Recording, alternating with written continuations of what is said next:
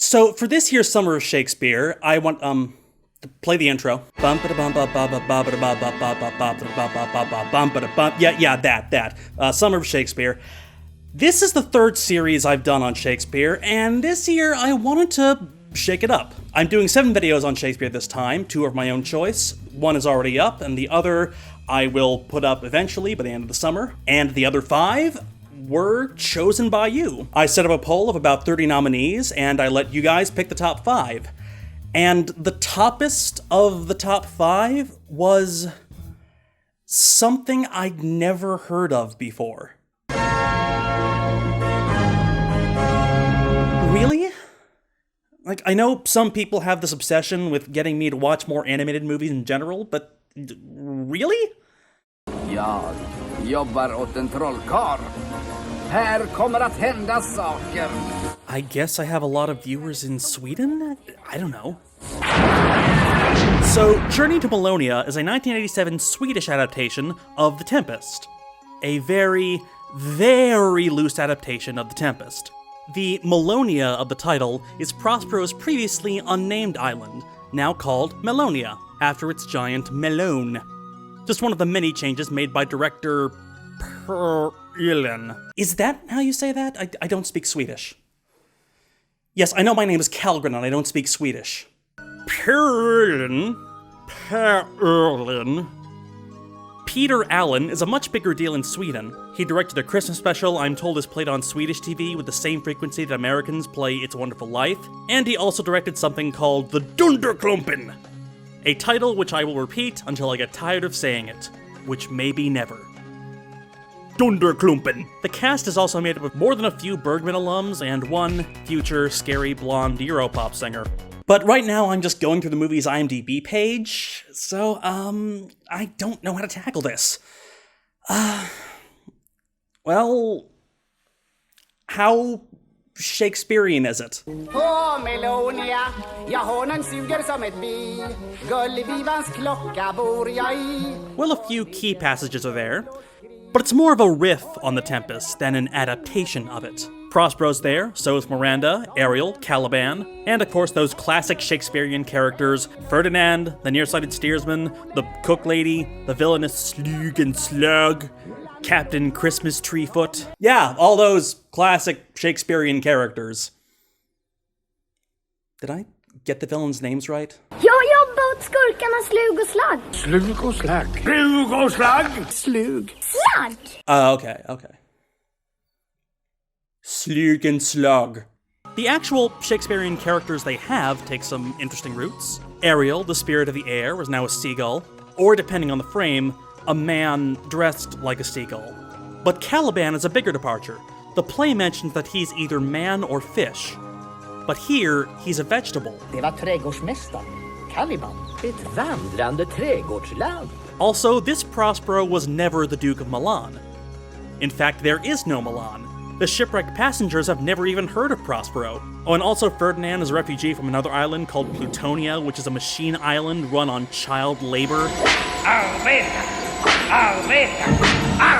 Yeah, really loose adaptation. Yeesh, Rihanna, chill. So the revenge plot is totally gone. In its place is an environmentalist message with Fern Gully level subtlety. Ferdinand's Island is a mechanized hell pit somewhere between Jules Verne and Charles Dickens, while Prospero's Island? It's a sylvan paradise where evil is unknown and food plentiful. And it's all thanks to slavery. Slav. Det var du. Prosperos slav. Go planet! Of course, that's a really old joke about utopian societies in general. Like 4th century BCE old. Here's a classic bit from Aristophanes. I want all to have a share of everything, and all property to be in common. There will no longer be either rich or poor. I shall begin by making land, money, everything that is private property, common to all. But who will till the soil? The slaves. And guess what? Shakespeare made that same joke. In the Commonwealth I would by contraries execute all things, For no kind of traffic would I admit, no name of magistrate, no occupation, all men idle, all, no sovereignty, yet he would be king on it. The latter end of his commonwealth forgets the beginning. Now, Shakespeare's source was more likely Montaigne than Aristophanes, specifically Montaigne's essay on the cannibals, which adds to the theory that The Tempest is about early colonialism, which I previously talked about, link here. But Shakespeare might not have been wild about this brave new world. Hear me out. Melonia is this densely forested tropical paradise that's overflowing with food. Hela ön är som ett enda stort skafferi. It's a desert island.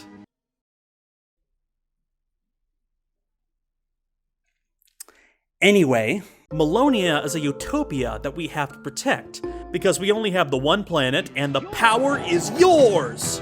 So obviously, Shakespeare lived centuries before environmentalism as a concept could even exist. But with the way he treated nature in plays like A Midsummer Night's Dream and As You Like It, you could imagine him agreeing with the Edenic undertones of a lot of early environmentalist media.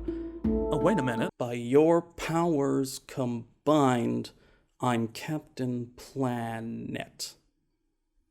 Weak ending, but it works. But Melonia is quite a change from Prospero's Island. The few descriptors we get of it are not great. In that same scene between Gonzalo, Antonio, and Sebastian, they comment on their surroundings. How lush and lusty the grass looks! How green! The ground indeed is tawny, with an eye of green in it. Now, Gonzalo as a character is an eternal optimist, and Antonio and Sebastian are the villains of the piece, like they exiled Prospero in the first place, so they're partially expressing the views that they themselves bring to the island, but it's telling that all they can really comment on is the grass. And it's not just him. Other characters call the island bare and desolate, and the most magical things about it are created by Prospero himself. Probably why other directors leaned into the artificiality of the island. Prospero's books had the allegorical architecture of Renaissance paintings. Derek Jarman shot his Tempest in a ruined house, and any scene of magic had a silly, ironic detachment. Forbidden Planet's Altair 4 was a special effects extravaganza, propped up by unstable alien technology. All of them insubstantial pageants, stuff that dreams are made of. Fertile Melonia is the odd one out here. In the play, Prospero's Island was never a paradise. The only ones who see the island as a paradise are Caliban, who sees the island as his by right, and Gonzalo, a doofus. Here is everything advantageous to life. True. Save means to live. Of course, Gonzalo was also the character who saved Prospero's life and gave him his library after he was exiled, so it's possible that Shakespeare sympathized with him just a little bit. There's no Gonzalo in Melonia, but there is a utopian dreamer character. Som havet närmar sig en stenig strand skyndar vårt livs minuter mot sitt slut.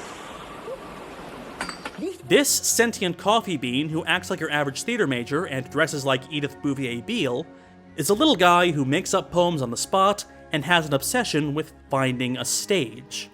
His name is William the Poet. William the Poet. Cute. He kind of occupies the same mental space as the way we see the actual Shakespeare. A fountain of creativity obsessed with beauty and expressions of love and worship of nature, and he's just adorable, isn't he?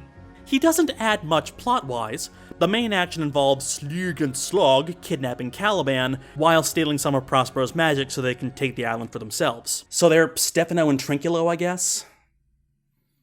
It's more fun to say Slug and Slog. But amidst all of that, William is kind of just along for the ride. Till havs!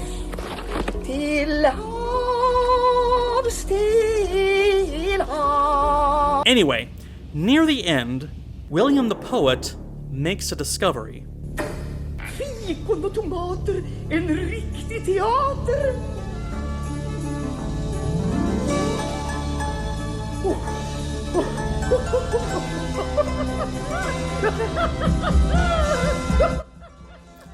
And he also discovers Stormen av William Shakespeare. And he stages it. Det låg en gång en enslig ö, långt bort, mitt i ett stort hav. So there's actually two morals this movie's teaching. There's the environmentalist moral, but there's also a literary moral.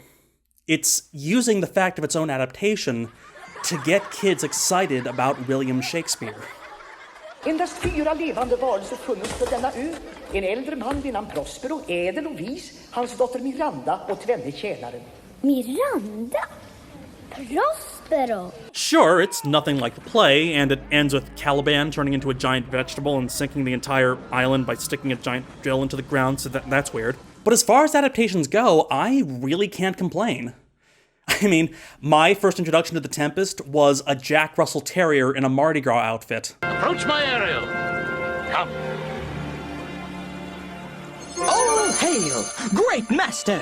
Grave sir, hail! I come! Wishbone? Anyone else watch Wishbone as a kid? Yeah. Like and subscribe for Wishbone nostalgia. You are 3 men of sin! But admittedly, the basic scenario of The Tempest has a very fairy tale-like setup. A maiden in a faraway land kept by a wizard, the handsome prince who falls for her, a sprite, a monster. Even if this is a loose adaptation, it kind of seems fitting to start it off with Once Upon a Time. Quite a few people told me that they voted for this movie because it was part of their childhood, like a really strange, recessive part of their childhood, like it was just in the periphery of their imaginations without being part of this mass-market buzz culture, you know? And it got me thinking, how do we market Shakespeare to children?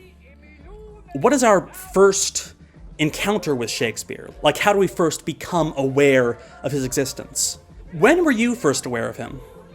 Was there a particular piece of media? Were you first taught him in schools? Did you first see him on stage? Was it a film? Was it a cartoon? Let me know in the comments, send me a message on Twitter. I really want to know.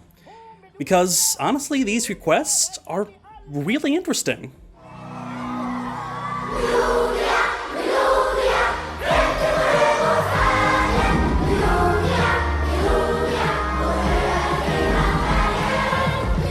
Thank you, that was charming. I never would have watched that if you hadn't pointed me to it, so thanks. So, what's next? Analogy is a medium of creation. It is a resemblance of connections.